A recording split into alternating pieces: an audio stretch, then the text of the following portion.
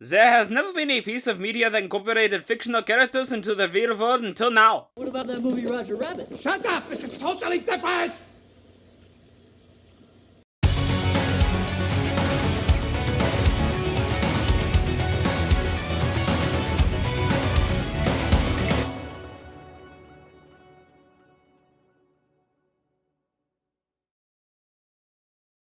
I fucking love Recreators. But anytime I ask people if they want to give it a watch sometime, they tell me, What's Recreators? Wait, what's Recreators again? What the hell is Recreators? The fuck is Recreators? So I'm doing a video, could you perhaps say into the microphone, what is Recreators? Sir, for the last time, this is a Wendy's! To which I respond with, it's like Roger Rabbit, but, you know, anime. And I feel like that's disingenuous to the series itself. While I can fully believe that this took inspiration from the film, I wholeheartedly believe that Recreators is its own creation.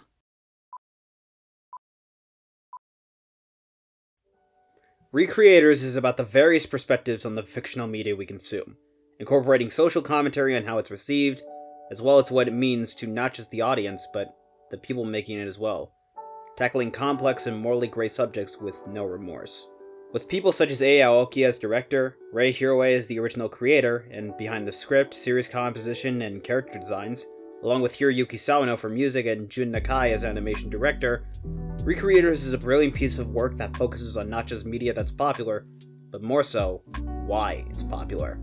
I'll admit, while I had no idea the series was even a thing until I stumbled across a video on social media with a clip from episode 1, while girl appears in my room with a blade in my throat already caught my attention, actually watching the episode as a whole and seeing everything unfolding into this web of happenstance and setting the board for the eventual game of mental and technical chess was something that actually made me invested so much that I kept watching it week to week. But if it had just been the first episode, as well as immediately after the series had been wrapped up, I'd be skeptical later on as to whether I'd call it a show I love wholeheartedly, let alone my favorite. But after 5 years of sitting on it and going back to binge it, I can say without a doubt that this show is my favorite anime. TLDR about the story, this boy who's an anime fan gets his own special wet dream when his waifu appears in his room and services him. And she, along with several other characters ripped off from other anime series, come to the existential realization that their whole life has been entertainment for people, and then be entertainment for people. So what exactly is it about Recreators that I love so much out of it? Is it the animation, the story, the fact that it takes fictional characters and doesn't devolve them into some teenager's fanfiction with the pages stuck together? The multi-layered responses to the subject of one's life being entertainment for others and the reality they live in now? The answer is actually all of the above. But there's something about that last part that really ties it all together. Hayao Miyazaki once said, "Anime is a mistake." Yeah, that's your big bat for the hour. And while that does sound like I'm being a bit of a smug asshole for comedy, 1, You damn right, Mr. Policeman! and 2, there is truth to what I'm talking about.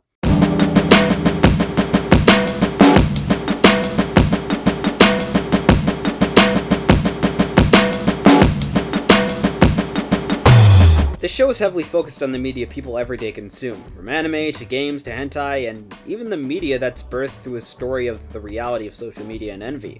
And much of the focus on the characters very much is about how they take being another world stage performance. From disgust, to hatred, to confusion, to curiosity, it's all there.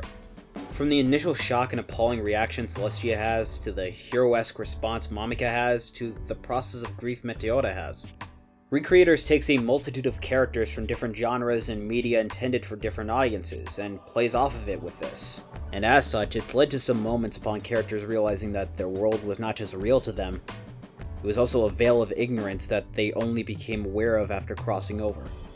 Let me explain. Let's say I pushed you off a roof, or took a knife and cut a part of your body. Immediately, you're most likely imagining this idea of pain or death. But let's put those ideas into someone whose only perception of the real world was no different than a children's Saturday morning cartoon, and they only now have to deal with the reality of a world outside of theirs on such a major level. It's that essence of visual storytelling and complex characterization that I really enjoy from Recreators. Even the more subtler reactions used to show differences between characters, such as reactions to a mural, strike a chord with me. Along with that, there is an interesting focus on sides that the show addresses. When it comes to heroes or villains, or at least in the veil of the real world, nobody really is aligned with either side. Even the character responsible for this has a pretty believable drive and focus when it comes to why she's doing this. And the main character not only realizing who she is, but also coming to terms with something I think anybody with a passion that doesn't make it big can definitely understand deep down is actually pretty complex. The series has a major focus on not just art as an entertainment, but what it means to the people making it. Some make it for the sake of a well-meaning point, others make it as a way to leave their mark on the world, and some do it for pretty shallow reasons. It's not unlike art and artists in the real world. I do it for my own happiness, and others do it because it's a tool to address a message far better than words ever could, and some do it for money and fame. Not one side is the right one. Hell, even people doing it for shallow reasons may have something important that understandably led them to wanting to do that. As for how the power of the gods works in this world, it legitimately feels believable, as the way creations can receive new power is in line with how the audience's take to it.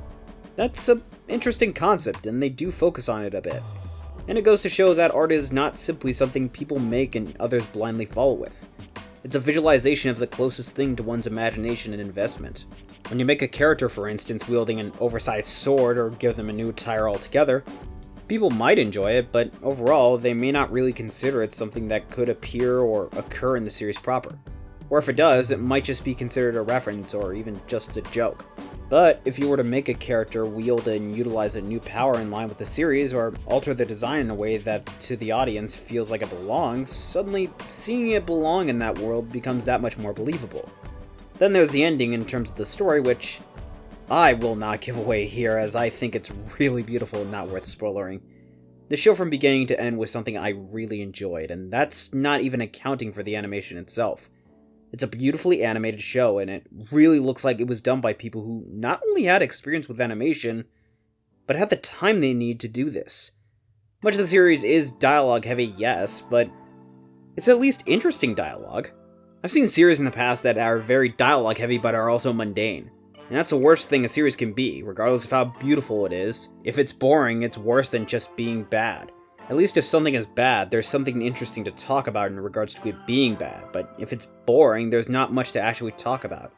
Recreators is an interesting show, from its cast of characters to its colorful collection of reactions towards a new reality, to personal reaffirmation towards one's drive or passion. It really is a series I personally believe is made not just by people who love what they're doing, but made with the understanding of why they love what they're doing. And that to me is a wonderful sight to see. On top of all that is, again, the characters themselves. It's not just personalities or how they're drawn, but also how they're animated that helps differentiate them from one another. Each character presents themselves, whether it be in a battle or conversation, in a different way. The way they move, stand around, shift expression with attention to context, it's done deliberately. It's nothing new, but it helps draw a better picture on the type of character they are. The cherry on top is the music. Done by Hiroyuki Sawano, the music is honestly really well done. Not just for the context of the atmosphere, but for also the more intense moments. To anybody who's known about Sawano's music, I doubt that comes as a surprise. The openings and layers, for example. They're honestly really good pieces and are a welcome addition to a series such as this. As much as I love to recommend anyone who is intrigued to watch this series, I have some good news and bad news.